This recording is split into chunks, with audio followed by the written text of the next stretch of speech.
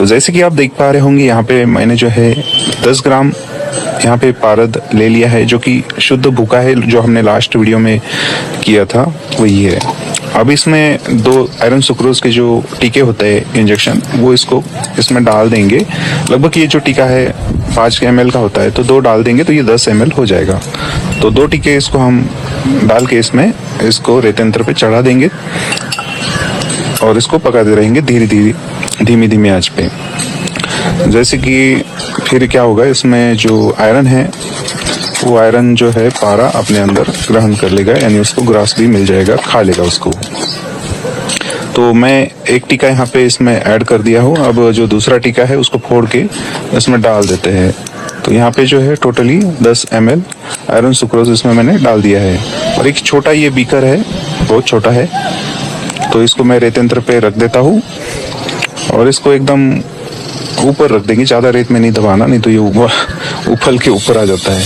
फिर भी इसके ऊपर मैंने एक बीकर रखा है, तो ये देखिए ऊपर इसमें रिएक्शन हो रहा है और थोड़ा ऊपर आ ही जाता है ये। तो थोड़ी देर बाद मैंने इसको ना एक टेस्ट ट्यूब में शिफ्ट कर दिया, मतलब ट्रांसफर कर दिया अलग, क्योंकि ये थोड़ा दिक्कत आ रहा था वहाँ पे, क्योंकि ये लिक्विड जो है सुक्रोज का वो भी कम हो चुका था। और तो इसलिए पारद मैंने सोचा चलो और इसको इसमें टेस्ट ट्यूब में डाल देते हैं, ताकि पारे के ऊपर जो है लिक्विड अच्छी तरह से ऊपर आ जाए।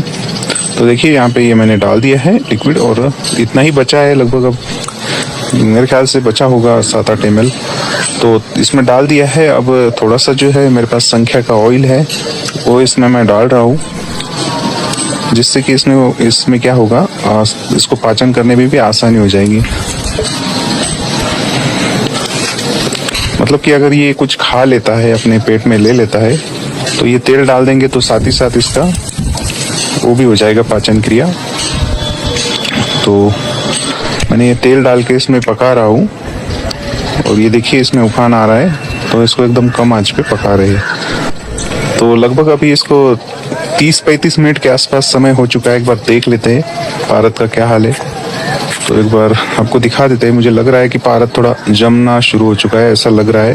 ये देखिए एकदम ऐसा लग रहा है कि पारद जो है वो मोम बन गया है और जम गया है, लेकिन ये गाढ़ा गाढ़ा सा हुआ है, क्योंकि इसने आयरन अपने अंदर ले लिया है, आयरन सुक्रोज में का, तो इसलिए ये इसकी हालत ऐसी हो गई है। तो और इसको थोड़ी देर अब रखे रहेंगे, पकाते रहेंगे। अभी हिल रहा है थोड़ा, तो देखिए मैंने इसके ऊपर एक छोटा वो बीकर था वो रख दिया है, ताकि ऊपर ना आ जाए। तो इसको बस ऐसे ही ज्यादा नहीं दबाना, नहीं तो वो क्या हो जाता है, ज्यादा हीट मिलने से वो जल्दी आयरन सुक्रोज जो है सूखना शुरू हो जाता है, फिर वो जल्दी जैसे चाहिए वैसे पकता नहीं है। तो ये अब लगभग 40 मिनट के बाद मैंने इसको निकाल लिया है, और बीकर में पानी डाल के इसको पारे को साफ कर लेंगे। तो देखिए यहाँ पे पारा जो है वो हमारा निकल चुका है बाहर, और इसको अब मैं पानी से धो लेता हूँ।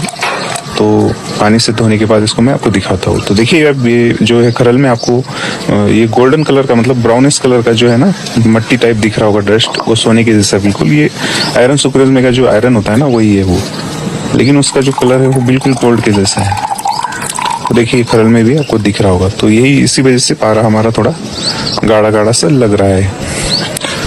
तो कोई दिक्कत नहीं है, यहाँ पे मैंने इसको थोड़ा साफ कर लिया है पारे को, और इसको रख दिया है हीटिंग करने के लिए। थोड़ा सा इसको ड्राई कर लेंगे, तो क्योंकि इसमें अभी गीला है ये, तो इसको सुखा लेते हैं। तो देखिए अभी ये काफी बढ़िया हो चुका है, चिटक रहा है, मतलब कि थोड़ा इसमें जो है गाढ़ापन सा आ गया है। तो इसको अब आगे आपको दिखाते हैं क्या करना है। तो ये जो है इसमें भी मैंने वो पानी डाला था, तो इसमें भी आयरन जो है वो डस्ट बैठ चुका है। तो ज़्यादा नहीं है, तो एक मतलब 200-300 मिलीग्राम या उससे कम ज़्यादा हो सकता है, ऐसा कुछ डस्ट होता है इसमें आयरन का। तो ये टार्टरिक एसिड जो है वो डाल के मैं इस पारे को खरल करूँगा, जिससे कि ये पारा जो है फिर से अपनी चंचलता हासिल कर ले, क्योंकि अभी ये थोड़ा है ना सुस्त हो गया है, जो मतलब जम गया है थोड़ा सा। तो इसको मैं ये टार्टरिक एसिड या नींबू का पानी भी यूज़ कर सकते हैं, ऐसी कोई बात नहीं है, नींबू पानी भी डाल सकते हैं हम लोग। लेकिन मेरे पास वो टार्टरिक एसिड है ना, तो टार्टरिक एसिड जो है ना बहुत बेहतरीन रिजल्ट देता है, अच्छा काम करता है, बहुत तेज होता है ना, जल्दी से ये। अब बचा कुचा जो आयरन है ये उसमें हमने टार्ट्रिक एसिड से इसको डाल के 1 घंटे के आसपास मैंने इसको करल किया, तो ये अच्छे से इसमें जजब हो गया पूरा। और पारा जो है देखिए अभी और इसको थोड़ी देर खरल करने की ज़रूरत है, तो थोड़ा सा और डाल के मैं इसको और कर लेता हूँ। लगभग मैंने आधे घंटे के आसपास इसको खरल किया है पहले, और ये अब डबल कर रहा हूँ। तो कुल मिला के अच्छे से इसको जब तक कि आपको लगे कि भाई पारा फिर से जैसे वैसा था वैसा हो गया है, मतलब जैसे पहले था चंचलता को फिर से प्राप्त हो गया है, तो आप देखिए फिर से हमारा जो पारद है वो जैसे चंचलता उसने हासिल कर ली है। वो पहले काफ़ी सुस्त लग रहा था, तो अभी इसको फिर से मैं ड्राई कर लेता हूँ और नीले के ज़रिए इसकी हम गुटिका बना लेंगे एक। तो गुटिका बनाना काफ़ी आसान है, मैंने काफ़ी सारी वीडियोज़ इसके ऑलरेडी बनाए हैं, लेकिन शॉर्ट में यहाँ पे आपको दिखा देता हूँ। यहाँ पे नीले तोते में हमने थोड़ा सा नौशादा डाल दिया है और इसको डाल के पाउडर कर लेंगे, और नौशादा डाल के थोड़ा सा नमक डाल के उसको घोट के एक स्टील की बाटी में या लोहे की बाटी में डाल के उसमें पारद छोड़ा है, और उसमें पानी छोड़ देंगे और उसको रेत यंत्र पे गर्म करेंगे, हीट करेंगे, तो ये पकता रहेगा। लगभग 15 मिनट के आसपास में ये गुटिका बनने लायक हो जाता है। तो देखिए यहाँ पे जो है वो ये काफ़ी 15 मिनट हो गए इसको, तो ये गुटिका बनने के लिए रेडी होगा। तो इसको हम निकाल लेते हैं अभी, और ये देखिए अब मैं इसको निकाल के इस बाटी में पानी इसका अलग कर लेता हूँ, और जो गुटिका बनेगी अब इसकी वो बना लेते हैं। पहले इसको साफ़ करना होगा काफ़ी अच्छे से बढ़िया से, तो वो साफ़ करेंगे क्योंकि इसमें अभी गंदगी बहुत होती है ना, तो धोना उसको ज़रूरी होता है। तो देखिए अब ये जो है इस तरह से ये मोम सब बन जाएगा। अब इसको पानी से साफ़ कर लेंगे हम लोग। अब ये गुटिका बनाना काफ़ी आसान है, ये ईजी तरीका है। आप चाहे तो वो एल्यूमिनियम के बर्तन में भी बना सकते हो, और भी तरीके हैं, लेकिन सबसे ज़्यादा जो प्रचलित है ना वो यही है। लोग आसानी से इससे ही बना लेते हैं पारद गुटिका। लेकिन ये जो पारद गुटिका है ना ये एक्चुअली में बहुत बढ़िया क्वालिटी की होने वाली है, क्योंकि इसको हमने आयरन सुक्रोज खिला दिया है, तो ये इसका तो अलग ही रिजल्ट दिखेगा।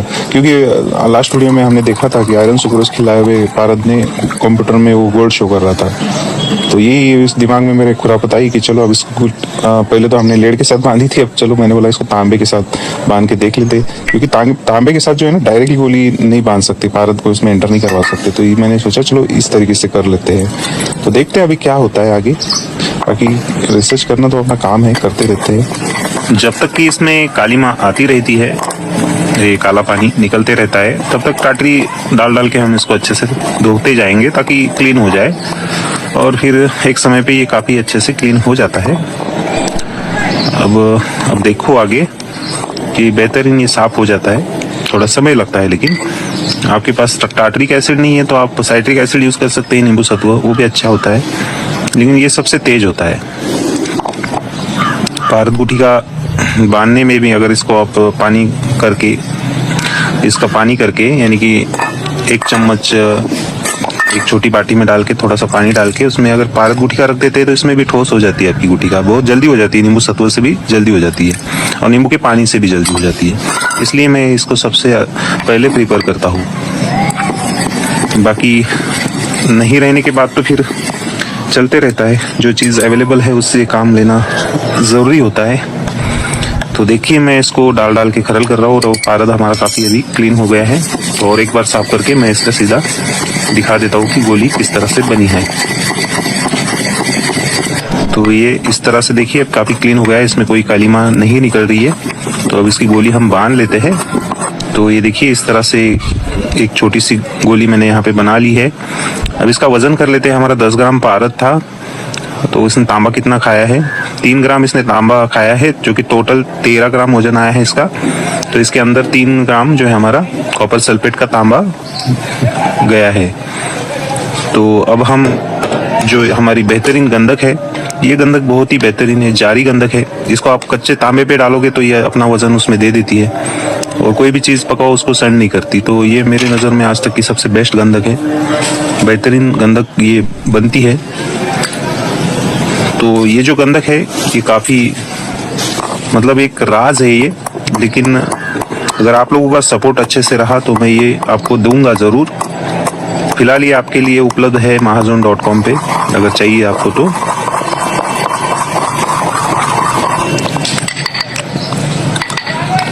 आप इसके साथ पारे की कचली बनाओ, कुछ भी करो, बेहतरीन बनता है। ये गंधक बहुत ही बेहतरीन है। तो ये जो गंधक है ये मैंने 3 ग्राम यहाँ पे लेके पीसी है खरल में, और इसको ना एक छोटी टेस्ट ट्यूब है मेरे पास, थोड़ी बड़ी लेनी चाहिए थी लेकिन छोटी है, तो चलो गुटिका भी हमारी छोटी है तो इस हिसाब से मैंने ली है ये।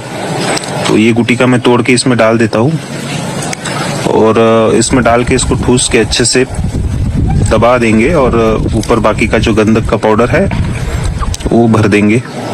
और हमारी जो दाब है, जो हमने गंधक, कलमी शोरा, नौशादर इनसे बनाई है, बहुत ही बेहतरीन दाब है वो उसमें भर देंगे थोड़ी सी, और फिर इसको रेत यंत्र पे पका लेंगे 12 घंटे तक। और फिर इसको आगे एक पुट दे देंगे छोटी सी 500 ग्राम के आसपास, और फिर देखेंगे क्या होता है, क्या रिजल्ट आता है, देखते हैं।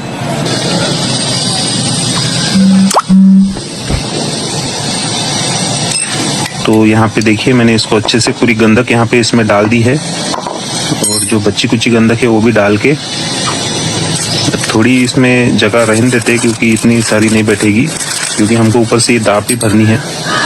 ये टेस्ट ट्यूब में पकाने के लिए 20 ग्राम दाब जो है ना, बड़ी टेस्ट ट्यूब में भी पकाते हैं तो सफिशिएंट हो जाती है। जो कि हमने इसमें लास्ट टाइम सिंगरप पकाया था, तो सड़न सिंगरप, ऐसी सिंगरप आपने कभी नहीं देखी होगी, शायद देखी भी होगी कुछ लोगों ने, क्योंकि सिंगरप बहुत से तरीके से बनती है, हो सकता है आपके पास कोई और तरीका हो। तो ये तो मैं कुछ करामाती करते रहता हूँ, तो ऐसी चीज़ें देखने में मिल जाती है। कुछ चीज़ें खुद की रिसर्च पे भरोसा रखना चाहिए, दूसरों की रिसर्च पे नहीं। आप भी खुद से रिसर्च करिए। तो इसको, ये टेस्ट ट्यूब को हम बढ़िया कपड़ मिट्टी कर लेते हैं,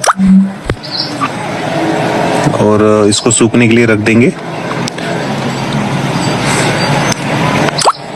क्योंकि कपड़ मिट्टी करने से क्या होगा, जो हमारी टेस्ट ट्यूब है वो फूटेगी नहीं। तो देखिए मैंने इसको सूखने के लिए रखा है, लेकिन शाम का समय है तो ये नहीं सूख पाएगी। तो मैं इसके ऊपर थोड़ी सी जो सूखी राख है वो डाल के इसको हीटिंग मेटल में ड्राई कर लेता हूँ। तो ये राख इसके ऊपर डाल के, राख क्या करती है, नमी को सोख लेती है। तो ये डाल के मैं इसको फिर हीटिंग मेटल में रख देता हूँ। तो देखिए इसको हीटिंग मेटल में रखा है, तो ये ड्राई हो चुका है। अब हम इसको खड़ा करके इस तरह से रेत में जमा देंगे, और इसको 12 घंटे पकाएंगे। अब आपको टेस्ट ट्यूब में पकाना है तो फिर आपको खड़ा करने के लिए देखना है कि भाई उसकी उल्टी साइड कौन सी है, सीधी कौन सी है, उस हिसाब से आप उसको थोड़ा मार्किंग वगैरह जजमेंट कर लीजिए। तो ये देखिए पकते पकते रात हो गई है, और ये मैंने रखी थी शाम के समय, लगभग 3 साढ़े 3 बजे के आसपास, लेकिन हमें इसको पुट देना है। तो मैंने इसको अब लगभग 11 बजे के आसपास एक पुट दे रहा हूँ, रात का समय है। तो यहाँ से इसको निकाल लेते हैं। यहाँ पे हमारी जो पारद हमने रखा है वो अभी यहाँ पे मजबूत होया होगा, क्योंकि डायरेक्ट हिट नहीं दे सकते पारद को, पहले उसको बर्दाश्त करने के लायक बनाते हैं पहले, फिर उसको रखते हैं। तो मैंने यहाँ पे नीचे थोड़ी राख जमा दी है, और 500 ग्राम उपले, जंगली उपले है। तो ये कढ़ाई में इसको आजू बाजू में रख देंगे। गड्ढे में रखते थे तो भी कोई दिक्कत नहीं है, लेकिन ये छोटा है एक्सपेरिमेंट, छोटा प्रयोग है, तो मैंने सोचा चलो कढ़ाई में दे देते हैं। अब नीचे जाने का भी जान पे आ गया मेरे को, तो गड्ढा नीचे करके रखा है हमने। लेकिन फिर गड्ढे में देनी होती तो ज़्यादा देनी पड़ती आग, 1 किलो के आसपास देनी पड़ती थी। तो देखिए यहाँ पे ये आग लगभग आधे घंटे बाद मैं यहाँ पे देखने को आया, तो यहाँ पे देखने को मिला कि हमारी जो कपड़ मिट्टी है वो टूट गई, और वो गैस बन के जो मतलब प्रेशर से वो ऊपर का पूरा हट गया है, फट गया है। वो फटा नहीं है, लेकिन वो ऊपर से उठ गया है। उसका ऊपर जो हमने मिट्टी का ढकना बनाया था कपड़ मिट्टी करके, वो लीक हो गया है। तो इसके कारण जो है ना, यहाँ से हमारी जो भारत की रेनी है वो फुर हो चुकी है। तो ये छोटी सी गलती की वजह से देखिए आप कितना बड़ा एक्सपेरिमेंट हमारा फेल हो गया। लेकिन इसको मैं फिर करूंगा, क्योंकि ये एक्सपेरिमेंट फेल नहीं होना है, क्योंकि मुझे पता है दाब और वो गंधक इन चीज़ों को उड़ने ही नहीं देती। कपड़ मिट्टी बेहतरीन करेंगे अगली बारी से, और फिर मैं इसको बनाऊंगा। ये एक्सपेरिमेंट अभी तो फिलहाल फेल है, लेकिन मेरी नज़र में ये एक्सपेरिमेंट सक्सेस है, क्योंकि मैं जानता हूँ क्योंकि ये पारद अगली बार जब करूँगा तो बड़ी टेस्ट में करूँगा और फिर अच्छे से इसको करेंगे, तो भगवान की कृपा से सब बेहतर होगा। अभी फिलहाल के लिए तो ये एक्सपेरिमेंट आप देख पा रहे हैं, इतनी काफ़ी मेहनत करने के बाद फेल हो गया, तो कोई बात नहीं, ये एक्सपेरिमेंट करने में ऐसे तजुर्बे होते रहते हैं, तो ये चलते रहता है, रिसर्च का नाम ही है।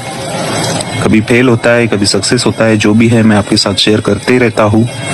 मिलते हैं अगली वीडियो में, तब तक के लिए जय हिंद, वंदे मातरम।